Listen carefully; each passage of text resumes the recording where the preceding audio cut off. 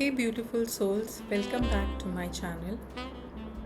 Well, today I'm going to read one of the emails that I got from um, Surya from Bangalore, and she wrote this email in response to this new series which is called Ask CoachYachna. This is a new series of Ask Me Anything which I started last week, and this is the first email that I got. I'm going to read this email to you, and then I'm going to share my insights and guidance with you all that might be helpful in this situation.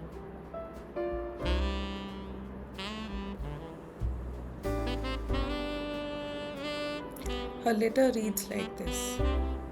My name is Surya and I'm 28-year-old, living in Bangalore, and I work as a marketing executive.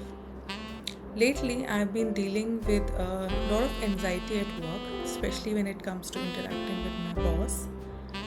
Even small conversations leave me overthinking for hours. I keep replaying what I said, wondering if I sounded stupid or unprofessional. I also got this constant fear that I'm not doing enough or that I'll be judged, even though no one has directly said anything to me yet. I know some of it might be in my head, but I don't know how to stop this spiral. How can I deal with this overthinking and anxiety, especially when it's affecting my confidence at work?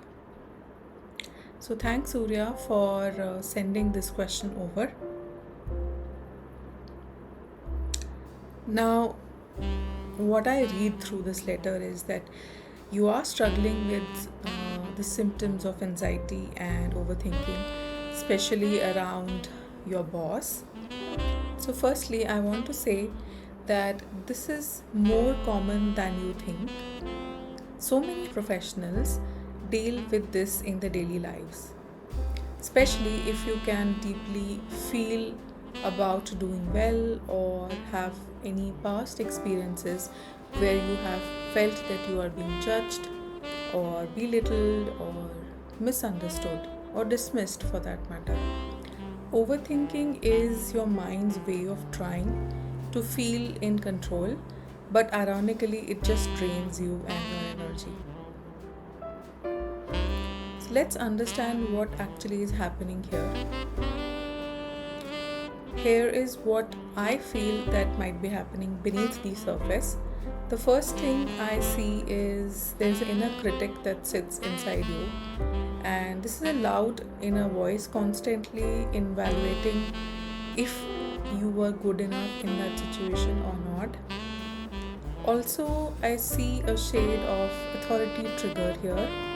Sometimes our relationship with the authority figures, like bosses or anyone who holds a higher position than you, it can be in your home, it can be in a friend group or a community that you are a part of, but in this case, it seems to be your boss.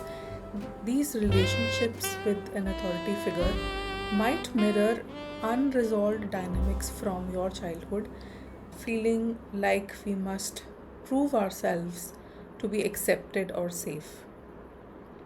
The third thing that I see here is that there is a high chance of an underlying fear of judgment or rejection, and this leads to rumination or just thinking over and over again, replaying the old conversation with your boss or your peer, reading into the tone or the body language or even the silence that would have come from your boss after having that tough conversation with him or her.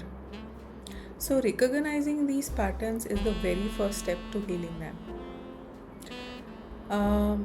Now, I'm going to share a few basic tools that can really help you calm yourself in this situation, especially when you are spiraling down.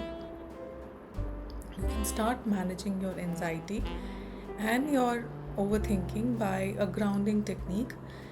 It is as simple as just like when you are in the real situation after having an intense interaction, just step away and find a place which is quiet in your office, find a vacant meeting room and just take those 3 deep breaths. Take a long inhale, take a pause, hold your breath, and just have a long exhale. So, this 3-minute quick breathing exercise will help you bring back to the current moment and will soothe your anxiety. And also ask yourself that what's real right now? What do you know for sure? This will bring you back to the present moment instead of just spiraling into any assumptions in your head. Second thing that you can do is when you come back home or when you're traveling back from your office on that very day, just reflect on what happened, and you can write about it if you can. You can journal about it. It'll help you get that overthinking thoughts out from your system and on paper, which is very helpful. So you can ask these questions: that what exactly happened, what you think it means, and what else could it mean. Now when I am saying asking a question which says what else it could mean, that means there could be a chance that maybe your boss is carrying something of her or his own problem, or have his or her own issues that they might be dealing with. They're also got triggered for some reason.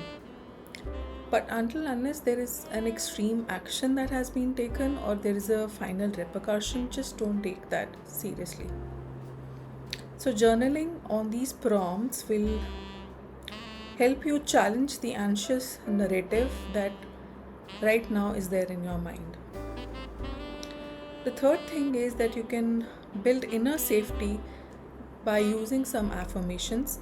Practice saying that I can be proud of how I showed up, even if I don't get immediate validation.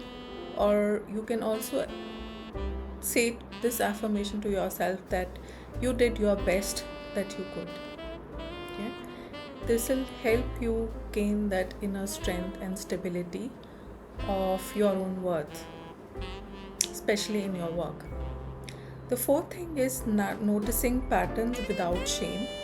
If you find your anxiety gets activated more towards authority, it's okay. Awareness is the first powerful tool that we have, and you can begin gently working through with the tools like inner child healing, taking a professional therapist's or coach's help, or practicing basic mindfulness activities. You don't have to fix yourself to be more professional. You just need to reconnect with your center, that grounded part within you that knows that you are enough, and you give your best even when things don't feel that way, even if you feel uncertain or unsure about the quality of your work. Every conversation with your boss doesn't need to be perfect. Your worth isn't tied to one meeting, one conversation, one sentence, or one moment. And in the end, I would just thank you again for this question. I hope what I shared were helpful in some way to you. It represents what so many people feel but they don't say out loud. If this spoke to you, drop a comment or send in your own question for a future episode of Ask CoachYachna. Until next time, keep breathing, keep trusting yourself, and keep empowering yourself.